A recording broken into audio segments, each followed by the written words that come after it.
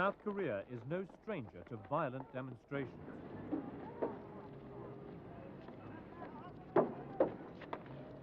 Troubles ferment, emotions engage, passions explode. A student activist, Park Chung-chol, died in January while he was being held by the police. He had been arrested by officers who were trying to track down a fugitive dissident. Park's family said he was tortured to death. Troubles ferment. Thousands of fellow students joined Park's family for a series of protests. Demonstrators accused the government of regularly torturing dissidents and called for the resignation of President Chun Doo-hwan. But the authorities had no time for vocal and overt displays of civil unrest.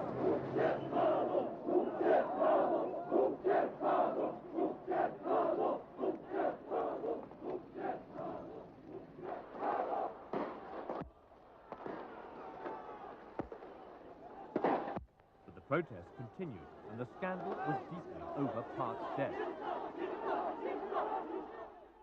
Cartoons began to appear. It became obvious the problem wouldn't just go away, and the president sought to limit the damage. It was time to admit that mistakes had been made. An announcement came that there'd be an official investigation into the whole matter. There would be no cover-up. Anybody found guilty would be punished.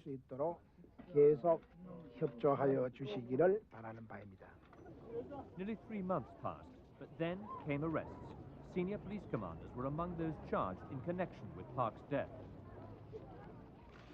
President Chun replaced most of his cabinet with new ministers.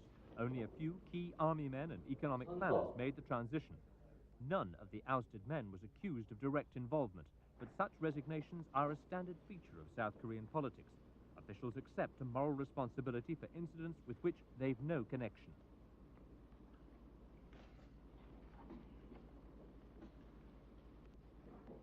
Emotions engage.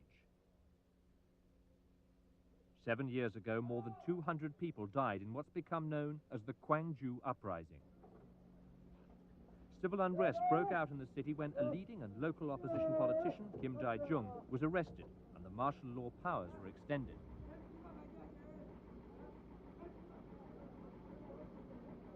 Local police units were overpowered as students were joined in their protest by thousands of workers and people from nearby villages. Citizens' militias were formed and took control of at least 16 towns in the surrounding countryside.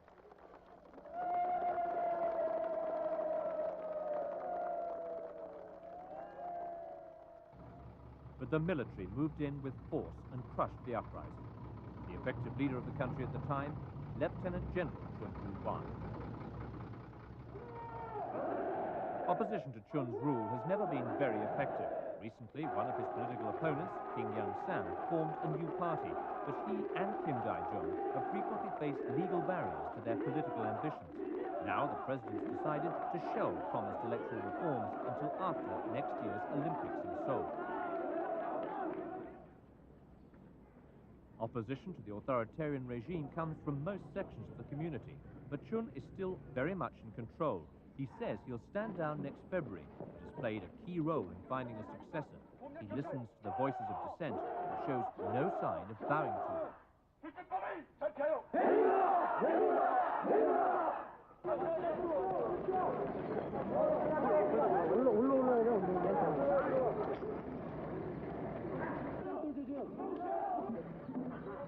Passions explode.